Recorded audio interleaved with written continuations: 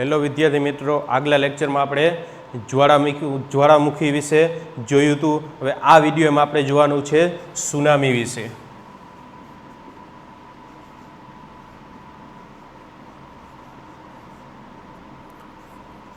બરાબર, શેના વિશે જોવાનું છે તો કે સુનામી. બરાબર, આ સુનામી ક્યાં આવશે તો કે દરિયામાં. કેવી રીતના આવે છે તો કે જેમ જમીન ઉપર ધરતીકંપ આવે છે એવી જ રીતના દરિયામાં પણ શું આવે છે, ધરતીકંપ અથવા તો ભૂકંપ આવે છે. એ ભૂકંપની ધ્રુજારીના હિસાબે તો એ કે દરિયાના જે પાણીના ઊંચા ઊંચા મોજા ઉછરે છે ને આ ઊંચા ઊંચા મોજા કેલિકોર ગતિ કરશે તો કે દરિયા કિનારા બાજુ પોતે શું કરે છે, ગતિ કરે છે. અને આ ઊંચા ઊંચા મોજાથી દરિયા કિનારાના જે બધા વિસ્તાર હોય એને ઘણું બધું નુકસાન થાય છે, જેને આપણે સુનામી કહીએ છીએ. ચાલો આપણે એની હવે વ્યાખ્યા જોઈએ. બરોબર છે, તો એ કે સમુદ્રના તળિયે આવેલા જ્વાળામુખી ફાટવાથી કે તળિયે ભૂકંપ થવાથી સમુદ્રની સપાટી પર ખૂબ શક્તિશાળી અને વિનાશક એટલે કે અતિશય નુકસાન થવા મોજા ઉત્પન્ન થાય છે, જે મોજાને સુનામી કહે છે.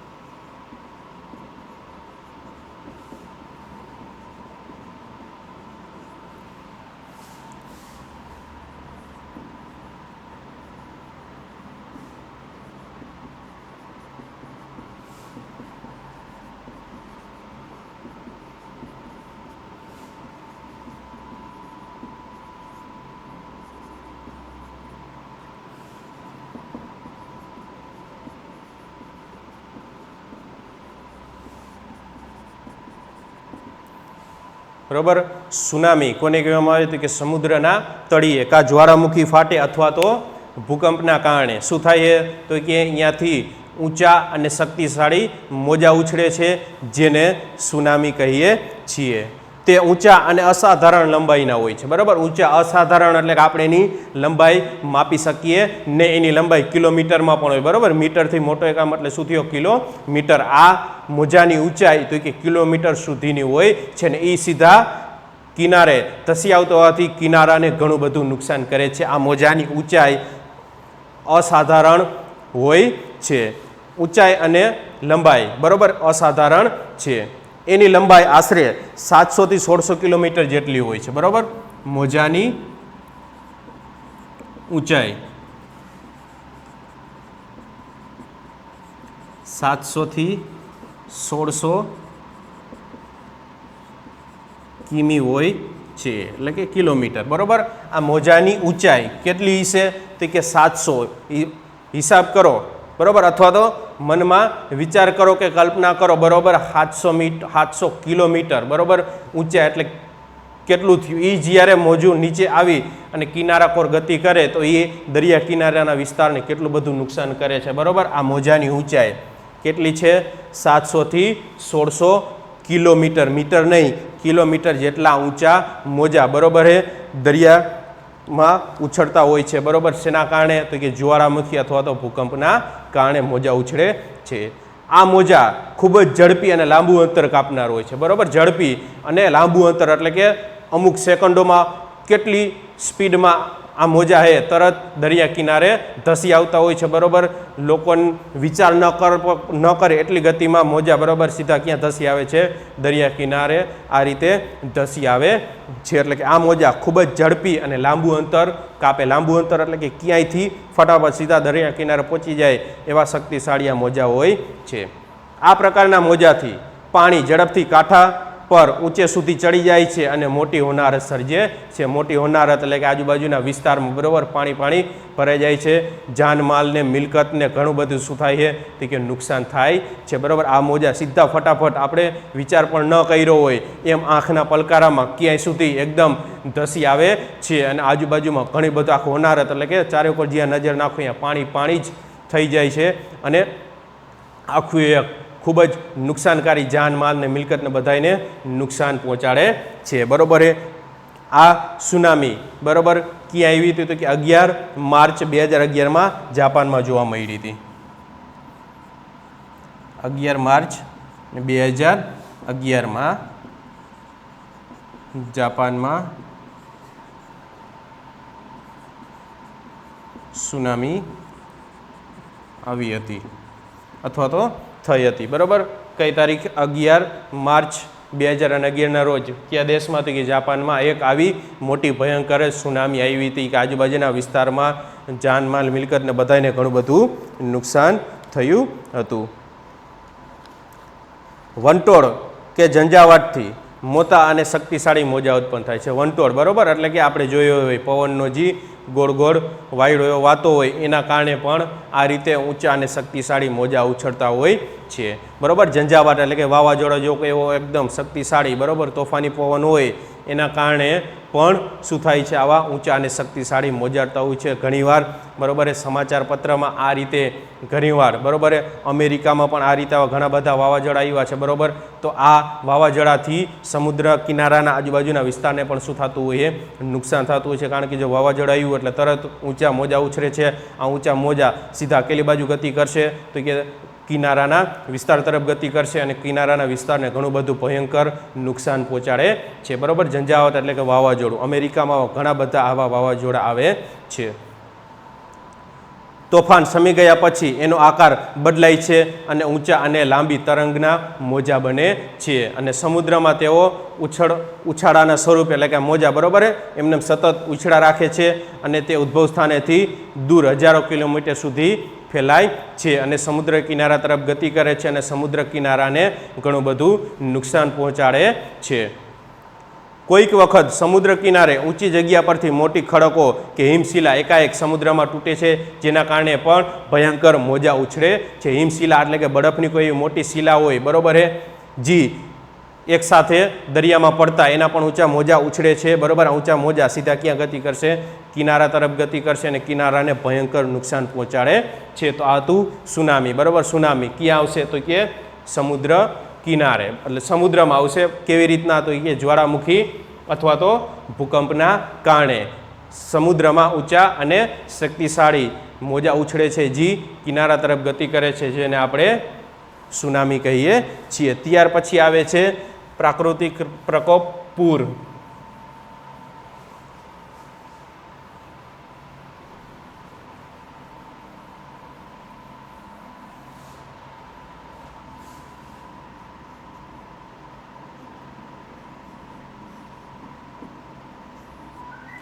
ત્યાર પછી પ્રાકૃતિક પ્રકોપ કયો છે? તો કે પૂર, બરાબર.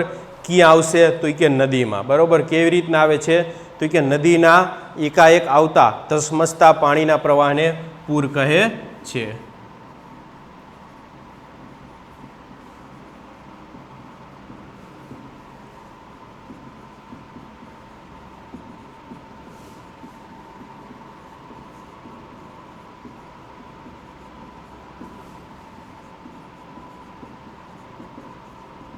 બરાબર. પૂર કોને કહેવામાં આવે છે? તો કે નદીમાં આવતા એકાએક પાણીના ધસમસતા પ્રવાહને, એટલે કે ફૂલ સ્પીડે, બરાબર, જે ખાલી નદી હોય ને ફટાફટ પાણીથી ભરાઈ જાય અને પાણી, બરાબર, નદીમાંથી, બરાબર, બહાર નીકળી અને આજુબાજુના વિસ્તારમાં પહોંચી જાય, ફેલાઈ જાય કે એના દ્વારા નુકસાન થાય, તો એને પૂર કહેવામાં આવે છે. નદીમાં પાણી ક્યારે આવે છે? તો કે ઉપરવાસ એટલે કે નદીના જે ઉપરના ભાગમાં, બરાબર, કોઈ વધારે અતિશય પ્રમાણમાં વરસાદ પડ્યો હોય છે તો આ રીતે નદીમાં એકાએક પૂર આવે છે. એટલે પૂર થવાના મુખ્ય બે કારણો, બરાબર. આ નદીમાં પૂર આવવાના કેટલા કારણો છે? તો કે બે કારણો.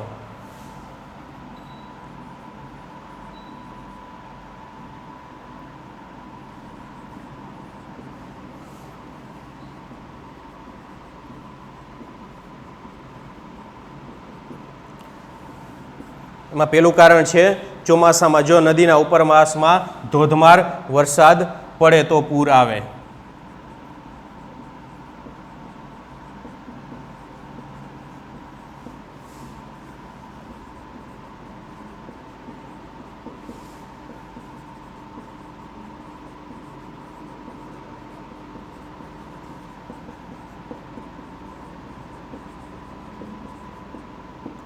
બરાબર. કઈ રીતે પૂર આવે?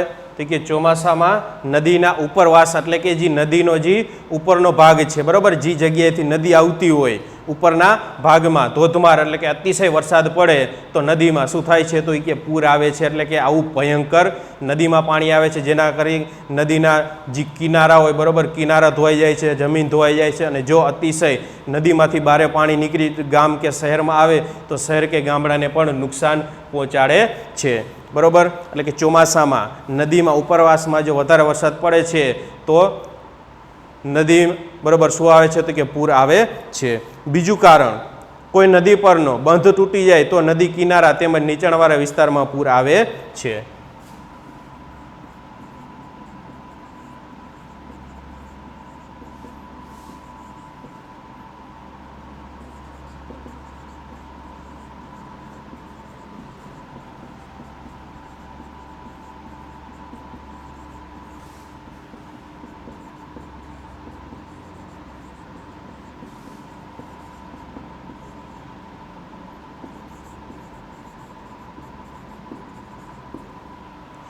જો કોઈ નદીનો પુલ બરાબર, નદીનો પુલ અથવા તો કોઈ નદીનો બંધ શું થાય તો કે તૂટી જાય તો તરત એ પાણી કેટલી વાર ગતિ કરશે નદીના નીચાણ ભાગમાં, અથવા તો નદીમાં પૂર આવશે તો નદીનો જે નીચાણવાળો વિસ્તાર છે ત્યાં પૂર આવે છે. એટલે પૂર આવવાના કેટલા કારણો? બે, કા વધારે વરસાદ પડે તો પૂર આવે, અથવા તો જે નદીનો બંધ તૂટી જાય તો નદીમાં પૂર આવે છે બરાબર. હવે આપણે જોઈ ઘણી બધી એવી નદીઓ છે કે જ્યાં અમુક બરાબર વર્ષોમાં આ રીતે પૂર આવેલું હતું. તેમાં પેલી નદી છે ગંગા અને યમુના બરાબર. એનાથી કયા વિસ્તારને નુકસાન થયું હતું તો કે ઉત્તર ભારત. કઈ સાલમાં તો કે 1978માં બરાબર. ગંગા અને યમુના નદીમાં આ રીતે પૂર આવ્યું હતું, જેનાથી ઉત્તર ભારતમાં ઘણું બધું નુકસાન થયું હતું. બીજી નદી છે આપણી મચ્છુ બરાબર. કયા જિલ્લામાં આવેલી છે તો કે મોરબી બરાબર. એટલે એ નુકસાન એ પણ કોને થયું હતું તો એ કે મોરબીને. કઈ સાલમાં તો કે 1979માં. પછી તો કે તાપી નદી બરાબર. કયું તો કે સુરત. કઈ સાલ તો કે 2006. પછી એ કોસી નદી. આ કોસી નદીને બિહારનો શોક પણ કહેવામાં આવે છે, કારણ કે આ કોસી નદી છે દર વર્ષે પોતાનો રસ્તો શું કરે છે બદલે છે, એટલે બિહારમાં દર વર્ષે પૂર આવે છે. એટલે માટે આ કોસીને બિહારનો શોક પણ કહેવામાં આવે. શોક એટલે કે દુઃખ બરોબર. ગંગા યમુના કયા વિસ્તાર નુકસાન થયું હતું પૂરથી તો કે ઉત્તર ભારત. કઈ સાલમાં તો કે 1978માં, 1979માં બરોબર. મોરબીમાં પૂરથી નુકસાન થયું હતું. કઈ નદીના કારણે હતું કે મચ્છુ નદી. આ મચ્છુ નદી બરોબર કઈ રીતે અહીંયા આવ્યું હતું તો કે આપણો આ બીજો પ્રકાર, પૂરનો બીજો પ્રકાર, એટલે કે ત્યાંનો જે નદીનો બંધ હતો, બંધ શું થઈ ગયો તો કે આ તૂટી ગયો, એના હિસાબે મચ્છુ આપણે મોરબીમાં પૂર આવેલું હતું. પછી તાપી નદી કયા વિસ્તાર તો કે સુરત. કઈ સાલ તો કે 2006માં. કોસી નદી બિહાર બરોબર. કઈ સાલ તો કે 2008માં બરોબર. અહીંયા પૂર આવેલું હતું. તો આ હતું પૂર. પછી આવે છે દુષ્કાળ અથવા તો અનાવૃષ્ટિ બરોબર. પછી બીજો પ્રકાર છે પ્રાકૃતિક પ્રકોપનો દુષ્કાળ અથવા તો અનાવૃષ્ટિ.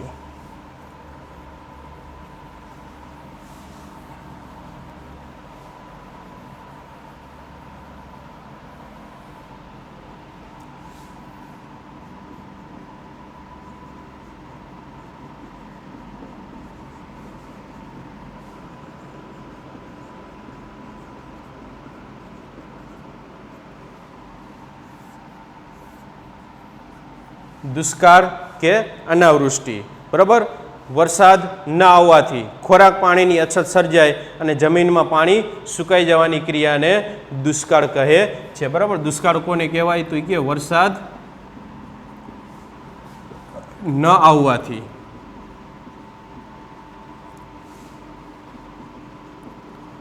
ખોરાક પાણીની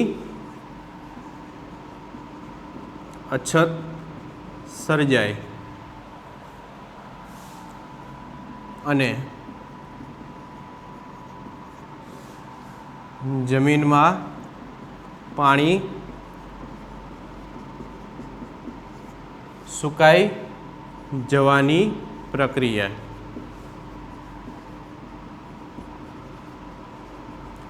દુષ્કાળ કહે છે.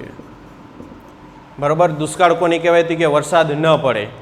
બરાબર. વરસાદ ન આવવાના કારણે કે ખોરાક અને પાણી આપણે મળવાનું નથી, અને જમીનનું જે ઉપરનું પાણી છે એ પણ શું થશે તો કે સુકાઈ જશે, જેને દુષ્કાળ કહે છે. બરાબર. દુષ્કાળ ફરીથી એકવાર વરસાદ ન આવવાના કારણે શું થશે તો કે પાણી અને ખોરાક મળશે નહીં, અને જમીનનું જે પાણી છે એ પણ શું થઈ જશે, સુકાઈ જશે, જેના કારણે દુષ્કાળ પડે છે. અને સતત 2-3 વર્ષ સુધી વરસાદ ન આવે અથવા ઓછો આવે ત્યારે દુષ્કાળ પરિસ્થિતિ સર્જાય છે. બરાબર. આ દુષ્કાળની પરિસ્થિતિ ક્યારે સર્જાય છે તો કે સતત 2-3 વર્ષ વરસાદ સાવ એક ટીપું પણ ન પડે અથવા તો ઓછો પડે ત્યારે દુષ્કાળ સર્જાય છે. બરાબર. ક્યારે તો કે 2-3 વર્ષ વરસાદ ન પડે કે ઓછો પડે, ખૂબ જ ઓછો પડે ત્યારે દુષ્કાળ સર્જાય છે.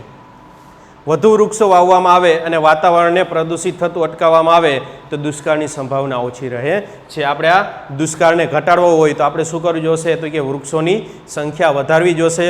અતિશય વૃક્ષો આપણે વધારેમાં વધારે વૃક્ષો વાવવા જોશે, અને જે આપણું જે આ વાતાવરણ છે વાતાવરણને પ્રદૂષિત થતું આપણે અટકાવવું જોશે, તો જ આપણે દુષ્કાળની સંભાવના ઓછી રહેશે. નકર દુષ્કાળ થશે. એટલે કે આપણે દુષ્કાળ ઘટાડવો છે અથવા તો દુષ્કાળ ન થાય એવું કરવું છે તો આપણે શું કરવું જોશે તો કે વધારે વૃક્ષો વાવવા જોશે અને વાતાવરણને પ્રદૂષિત થતું અટકાવવું જોશે, તો દુષ્કાળની સંભાવના ઓછી થશે. ત્યાર પછી આવે છે વાવાઝોડું.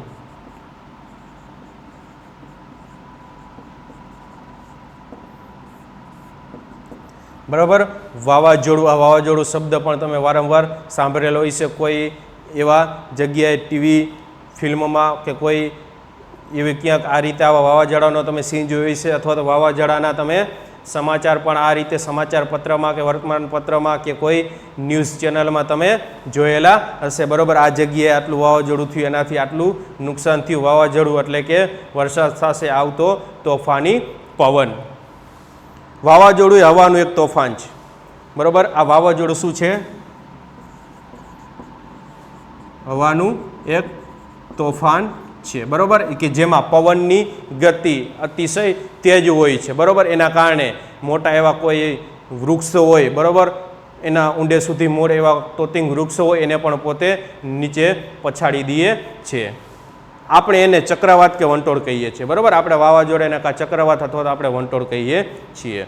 ભારતના દરિયા કિનારાના વિસ્તારમાં કેટલી વાર આવા ચક્રવાત સર્જાય છે. બરાબર. આપણે ભારતના કઈ જગ્યાએ તો કે જ્યાં દરિયા કિનારો હોય એવા જગ્યાએ આવા ચક્રવાત સર્જાતા હોય છે, જેના કારણે ત્યાંના નજીકના વિસ્તારમાં હવાનું હલનચલન થતું રહે છે, અને હલનચલન વેગ પકડે ત્યારે હવા તોફાની બને છે. બરાબર.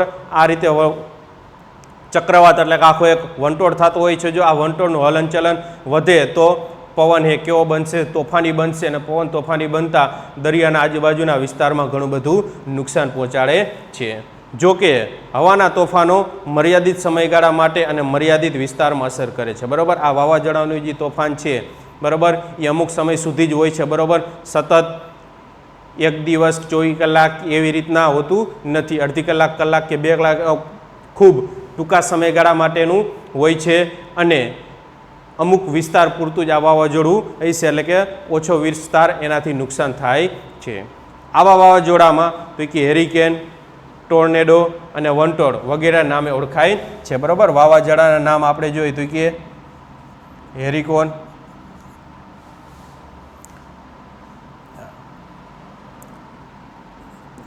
ટોર્નેડો અને વંટોળ વગેરે નામે ઓળખાય છે. વગેરે નામે, બરાબર, આ વાવાઝોડું ઓળખાય છે. તો આ વાવાઝોડું એ પણ એક પ્રકારનું શું? પ્રાકૃતિક પ્રકોપ એટલે કે કુદરતી નુકસાન કે જેના કારણે ઘણું બધું મોટા એવા વૃક્ષો તોતિંગ હોય, બરાબર, એ શું થાય તો કે ધરાશાયી એટલે કે નાશ જમીનમાં સાથે, બરાબર, જમીન દોસ્ત થઈ જાય છે. પછી આવે છે દાવાનળ. બરાબર. કે જંગલમાં લાગતી આગ.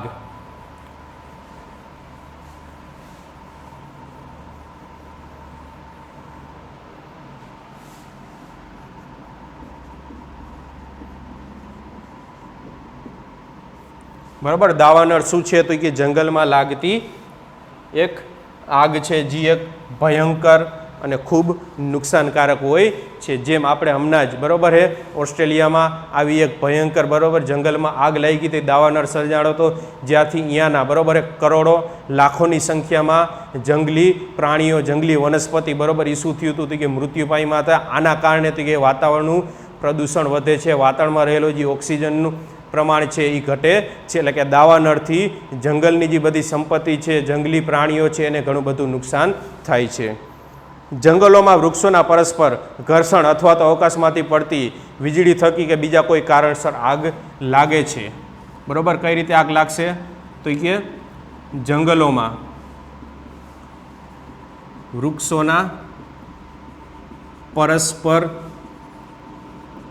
ઘર્ષણ કે આકાશમાંથી વીજળી પડવાથી અને કોઈ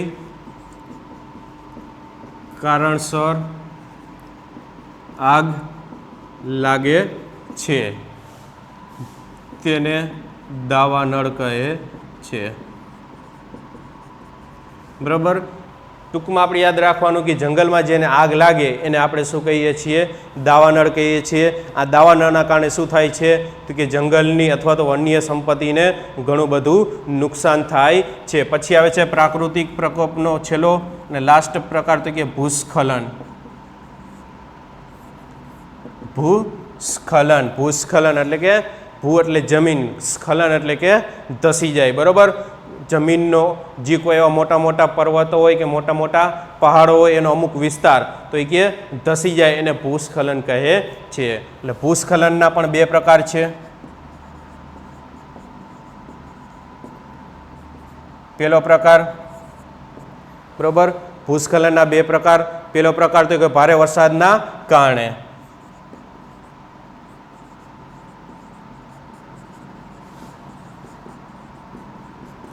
અને બીજો પ્રકાર છે ભૂકંપના કારણે. જો ભૂકંપ આવે તો મોટો એવો કોઈ પર્વત કે પહાડ હોય એનો અમુક વિસ્તાર શું થઈ જાય છે? નીચે ધસી આવે છે, જેના કારણે આ રીતે ભૂસ્ખલન થાય છે. કેટલીક વાર જમીન કે ભૂમિ પ્રદેશનો ઉપરનો ભાગ નીચે તરફ ધસી આવે છે તેને ભૂસ્ખલન કહે છે. બરાબર હે. જમીનનો ઉપરનો ભાગ એકાએક બરાબર હે નીચે તરફ ધસી આવે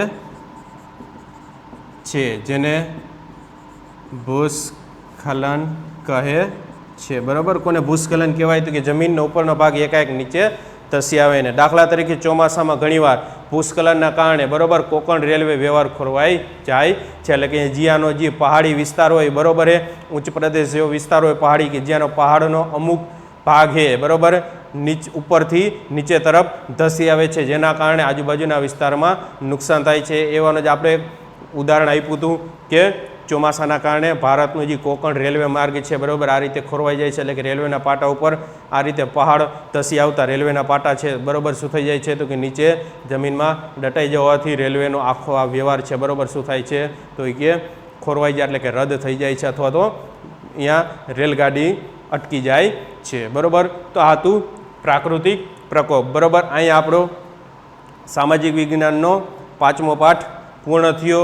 બરાબર. કોઈ પણ ટોપિક ન સમજાણો હોય, પ્રશ્ન હોય તો કમેન્ટ બોક્સમાં જણાવજો, જેથી કરીને એનું ફટાફટ સોલ્યુશન આવે. હોમવર્ક આપણે બરાબર તો કે પાઠ્યપુસ્તકનું જે સ્વાધ્યાય છે આ સ્વાધ્યાય બરાબર એ તમારે તમારી પાકી નોટમાં લખવાનું છે. Thank you.